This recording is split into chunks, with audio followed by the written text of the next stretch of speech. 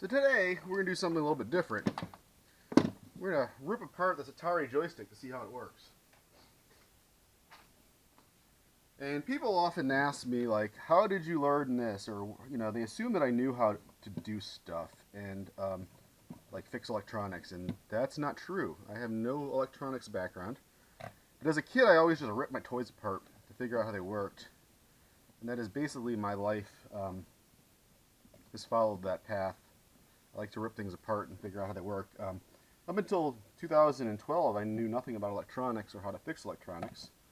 But out of necessity, my centipede broke, and I was panicked when I was a little panicked when it broke, because my centipede is like the game I play all the time.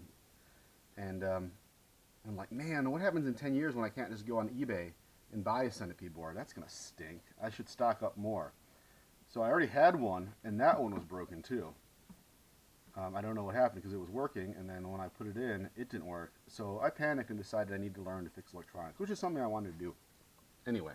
But it all suddenly became critical. But the key to fixing things, it's not knowledge, believe it or not. It's two things. It's confidence. You just have to be confident and not afraid. Just believe you can do it, and you'll figure out how to do it. And the other thing is being willing to take things apart and just have an analytical mindset. Most things are actually not easy or hard to fix or to understand. You just have to be willing to rip something apart, possibly break it permanently. So don't try to rip apart something you don't know. Like this is one of the more broken or less physically nice Atari joysticks I have. I just fixed an Atari 2600 someone gave me. And I bought a new joystick, and it looks just like the old one, but it's a little bit different inside, or it feels different. So I just wanted to see how these work. But anyway, that's how you fix things. You just rip them apart.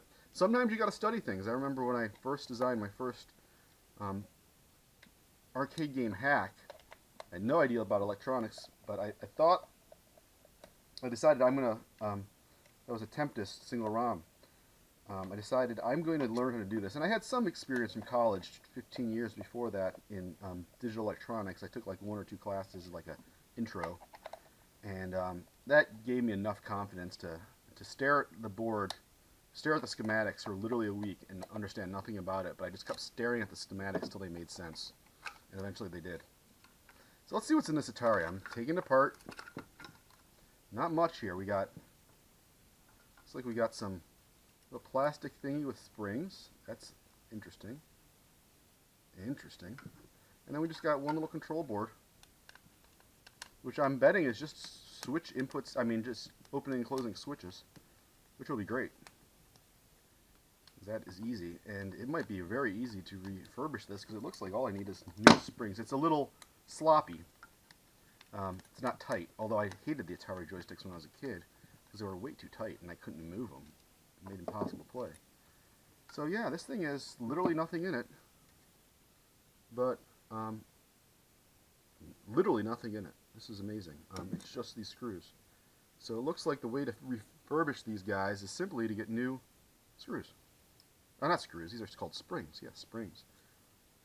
Get new springs of the right size, and I don't know what the spring capacity, I don't know what they call that. I don't know what that is, but I'm going to go ahead and clean this up. I mean, this is literally simple. All it is, yeah, these are just contact switches. I'm going to clean this up,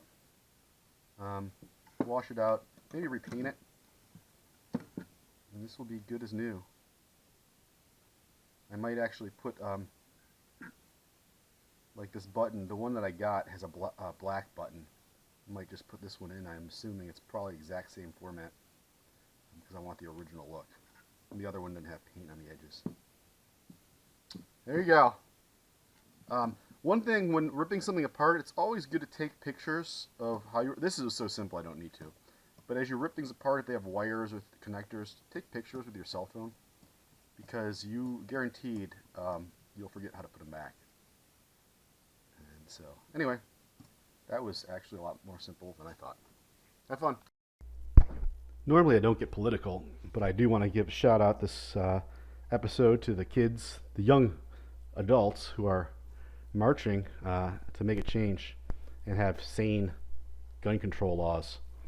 So this is coming from a guy who actually owns guns and likes going to the range and shooting. But seriously, it's time we have some reasonable gun laws. Anyway, that's just my opinion.